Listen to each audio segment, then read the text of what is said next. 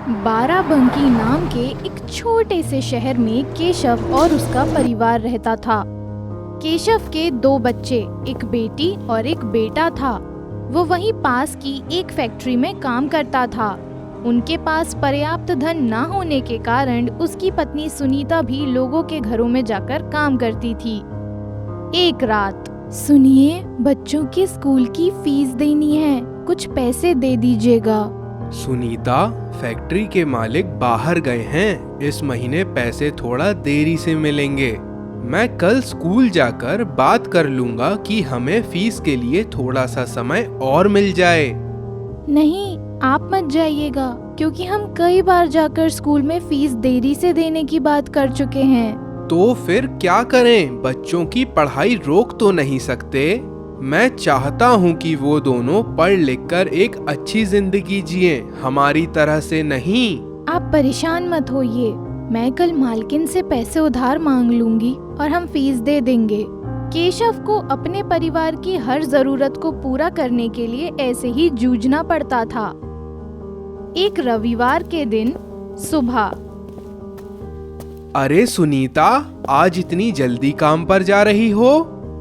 हाँ जी, आज मालकिन के बेटे का जन्मदिन है, तो सुबह उनके यहाँ कथा है और शाम को पार्टी है, तो आज काम ज्यादा है। मैंने खाना बना दिया है, आप लोग खा लेना। शाम को आने में मुझे देर होगी। आप अपना और बच्चों का ख्याल रखना। ठीक है, तुम जाओ, मैं सब संभाल लूंगा। उसी रात। मम्मी, आप आ गईं? अरे, तुम दोनों अभी तक सोई नहीं? हाँ मम्मी, हम आपका इंतजार कर रहे थे।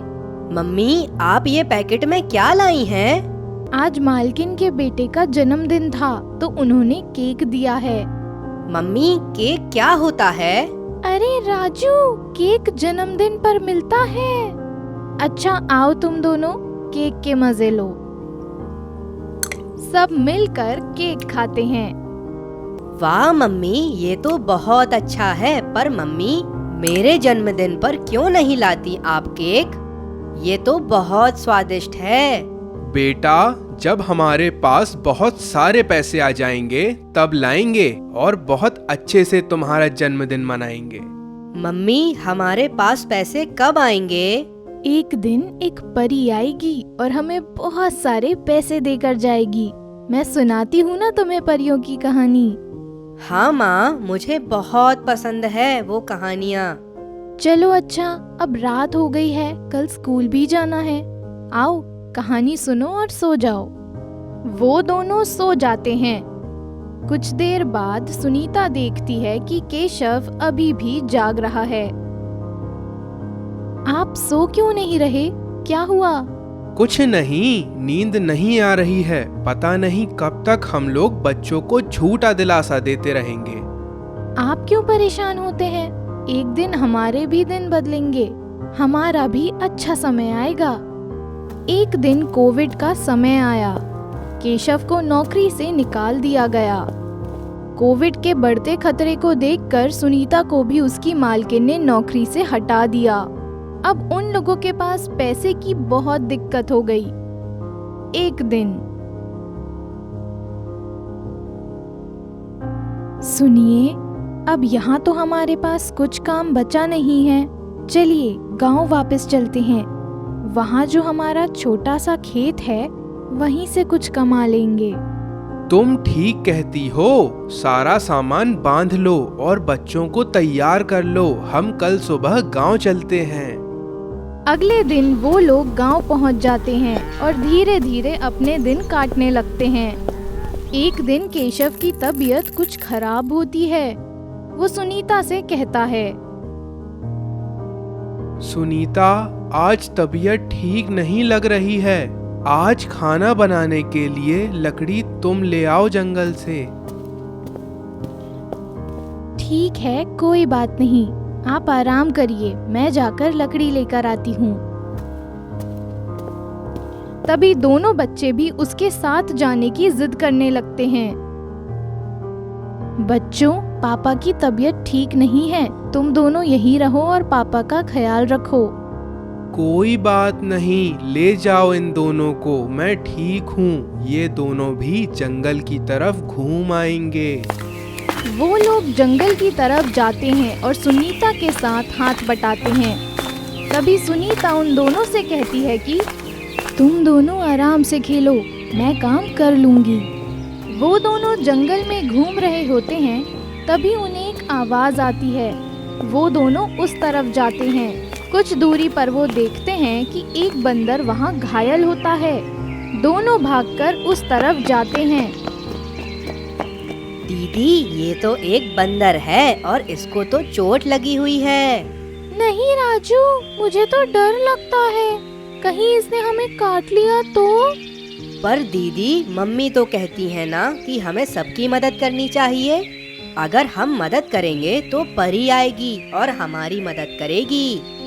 तभी राधा ने अपनी फ्रॉक से थोड़ा सा टुकड़ा फाड़कर उसकी चोट पर बांधा और राजू ने उसे पानी पिलाया। कुछ देर बाद बंदर को होश आया और उसने उन दोनों का धन्यवाद किया। बंदर ने उन दोनों के बारे में पूछा। अच्छा, तुम दोनों ने मेरी जान बचाई है, मैं तुमसे बहुत खुश हूँ। कल तुम दोनों फिर यहाँ आना, मैं तुम्हें एक बहुत अच्छी जगह ले चलूँगा। ठीक है बंदर मामा, कल हम यहाँ आएंगे। अगले दिन दोनों भाई बहन उसी जगह पहुँचते हैं। वहाँ उनको बंदर मिलता है। बंदर मामा, आप हमें कहाँ लेकर चलने वाले थे?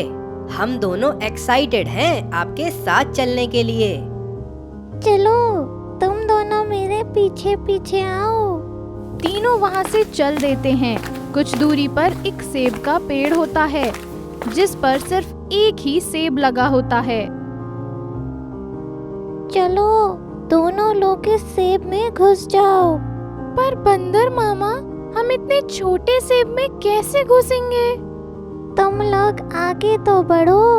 वो दोनों आगे बढ़ते हैं और अचानक वो सब बड़ा हो जाता है और तीनों उसमें घुस जाते हैं।